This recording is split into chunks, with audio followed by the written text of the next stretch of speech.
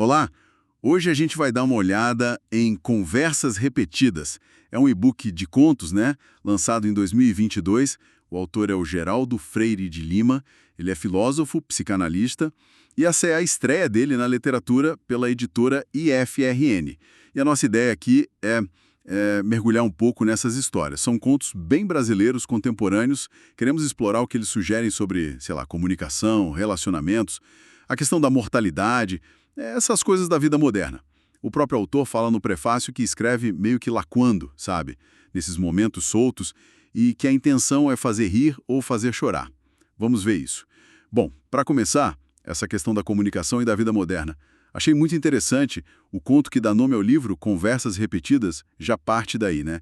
Do medo do narrador de ficar se repetindo, e aí ele começa a escrever por causa disso. E eu achei curioso comparar com outro conto, Um Mero Sorvete. Ali a questão é outra. É a mania de registrar tudo. Tirar foto do sorvete em vez de, sei lá, só tomar o sorvete. Exato. Me lembrou o que o autor diz no prefácio.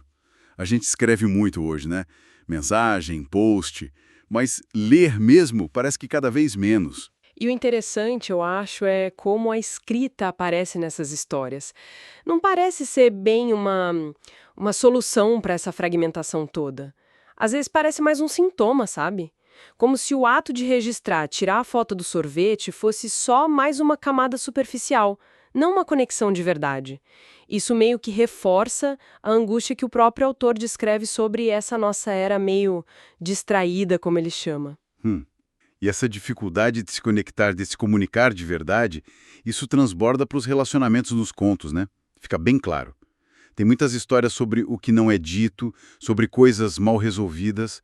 O formato de cartas aparece bastante. Sim, as cartas são ótimas. E trazem umas situações bem intensas, tipo a carta 1, que revela uma filha secreta depois de um diagnóstico terminal. Pesado. Ou a carta 2, um término porque a família do outro era demais, sabe? E a carta 6, nossa, aquela do ex-casal que mora junto e ainda tem uns encontros. Super estranho. Exatamente. É fascinante como ele explora essas dinâmicas. Não é só a falta de comunicação, mas as consequências disso, que às vezes são bizarras, às vezes dolorosas, tem uma mistura constante de ironia com um certo pesar, sabe? Um pathos, nessas relações que não se fecham. Tipo aquele beijo em Um Beijo Nunca é um Beijo. Isso. Um beijo super apaixonado, mas que vem logo antes do fim. Ou a briga pela aliança em Nossa Parte da Aliança, que continua mesmo depois de tudo acabado. São ciclos que os personagens simplesmente não conseguem encerrar. Ficam presos ali. E outro tema que, nossa, me pegou bastante foi como a morte e o luto são tratados. De formas bem diferentes. Tem o extremo da negação, né? Em A Morte da Morte. Aquela festa de aniversário para a menina que morreu. Sim, aquilo é forte. E proíbem choro, proíbem falar a palavra morte. É quase uma performance contra o luto. Pois é, e essa performance toda contrasta muito com a angústia real, palpável, do pai filósofo em Tia Naná. Ele tentando achar um jeito, palavras para explicar a morte da tia para o filho pequeno. É uma luta. É verdade. Essa tensão entre negar a morte, que talvez seja algo bem da nossa época, e a necessidade humana profunda de elaborar o luto, os contos mostram isso de forma bem crua. A gente evita o assunto, mas ele tá lá, né? Exigindo ser encarado. E essa crueza também aparece de outros jeitos, às vezes mais sombrios ou até satíricos. Lembrei de A Lista, aquele narrador que fica imaginando como eliminar pessoas irritantes. Sim, esse é perturbador. Ou O Vigilante, que tem uma reviravolta sinistra.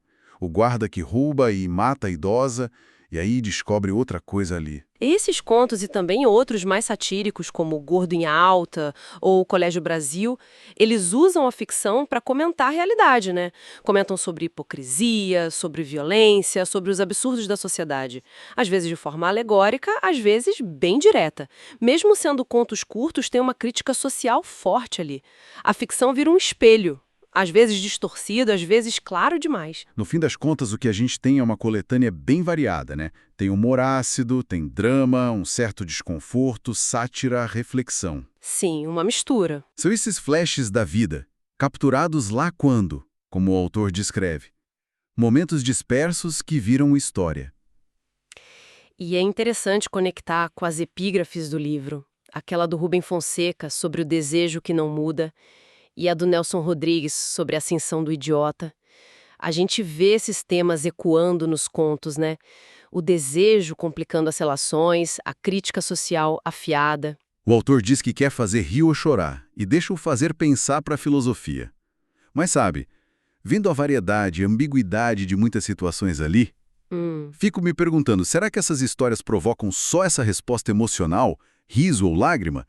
Ou será que justamente por serem tão humanas, cheias de nuances, às vezes até perturbadoras, elas acabam deixando a gente com mais perguntas sobre nós mesmos, sobre o nosso tempo?